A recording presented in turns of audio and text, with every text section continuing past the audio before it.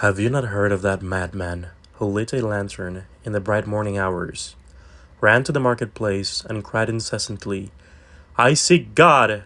I seek God! As many of those who did not believe in God were standing around just then, he provoked much laughter. Has he got lost? Asked one. Did he lose his way like a child? Asked another. Or is he hiding?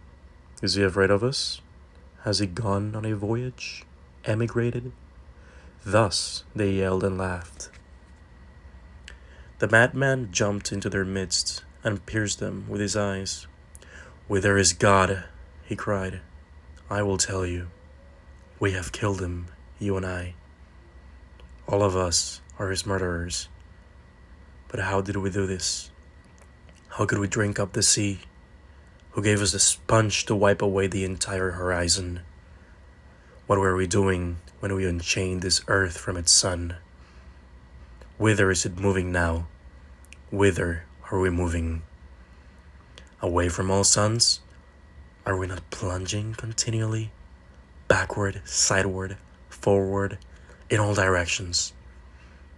Is there still any up or down? Are we not straying as through an infinite nothing? Do we not feel the breath of empty space? Has it not become colder? Is not night continually closing in on us? Do we not need to light lanterns in the morning? Do we hear nothing as yet of the noise of the grave diggers who are burying God? Do we smell nothing as yet of the divine decomposition? Gods, too, decompose. God is dead. God remains dead, and we have killed him. How shall we comfort ourselves, the murderers of all murderers? What was holiest and mightiest of all that the world has yet owned has bled to death under our knives? Who will wipe this blood of us? What water is there for us to clean ourselves? What festivals of atonement, what sacred games shall we have to invent? Is not the greatness of this deed too great for us?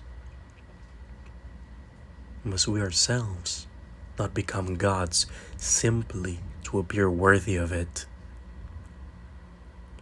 There has never been a greater deed, and whoever is born after us, for the sake of this deed, he will belong to a higher history than all history hitherto.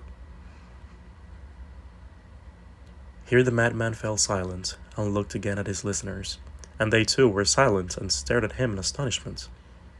At last he threw his lantern on the ground, and it broke into pieces and went out.